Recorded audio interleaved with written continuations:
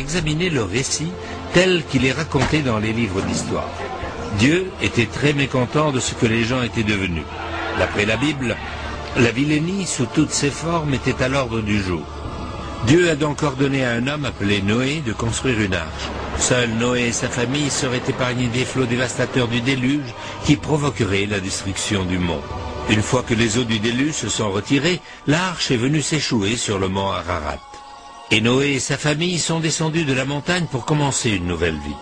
Il va sans dire que si les survivants du déluge étaient tous d'une même famille, ils devraient tous parler la même langue. Dieu leur avait donné des instructions précises. Ils ne pouvaient surtout pas rester sur place et devaient parcourir le monde pour repeupler la terre.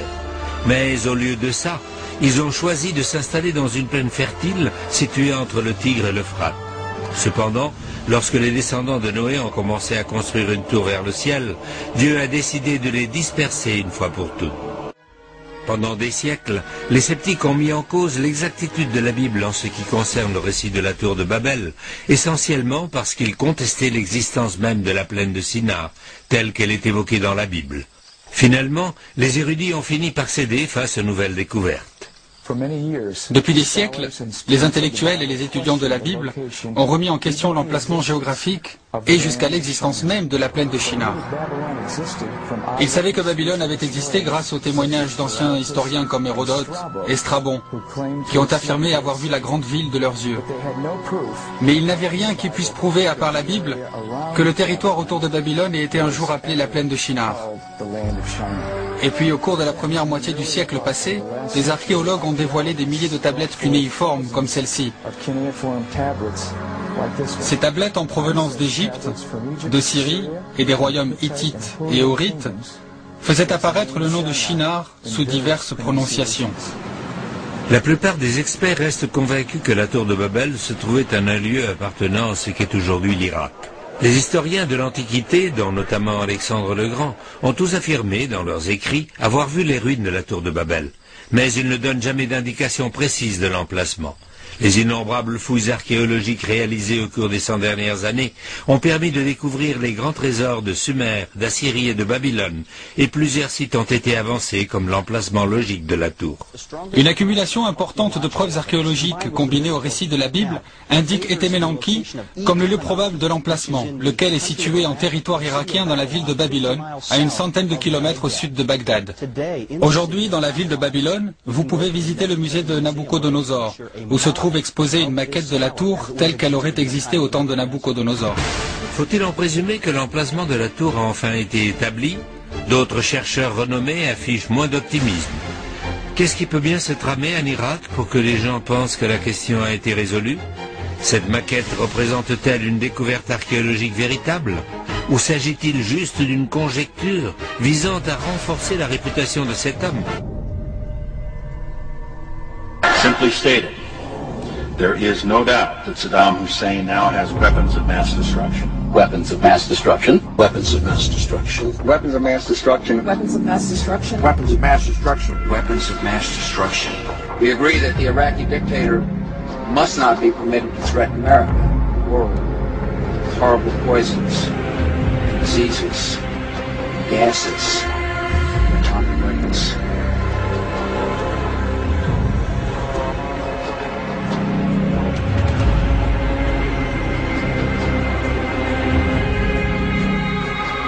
Evidence from intelligence sources, secret communications, and statements by people now in custody reveal that Saddam Hussein aids and protects terrorists, including members of Al-Qaeda. I want to put into the record, Mr. Chairman, a page from this document put out by the Bush administration, the Network of Terrorism. It was put out a month after 9/11.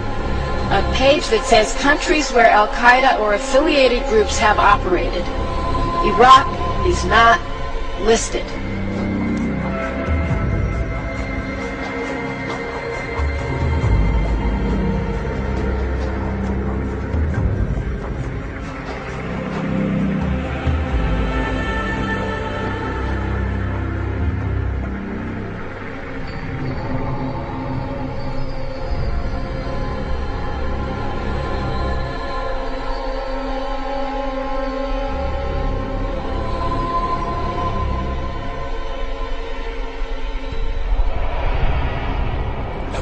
écrits sumériens, les temples tours de Mésopotamie servaient à communiquer avec les anciens astronautes, ou les dieux.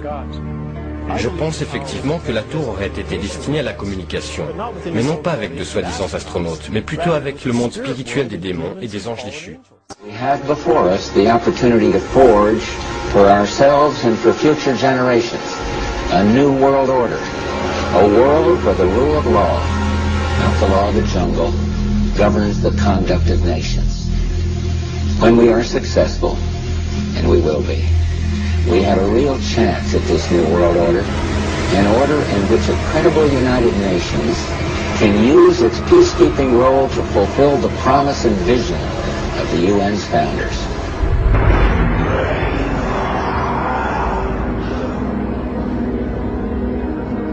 We can exclusively reveal that George Bush Sr.'s occult name is Magog, which is the name of the evil army commanded by Satan to visit Earth and destroy the kingdom of Christ.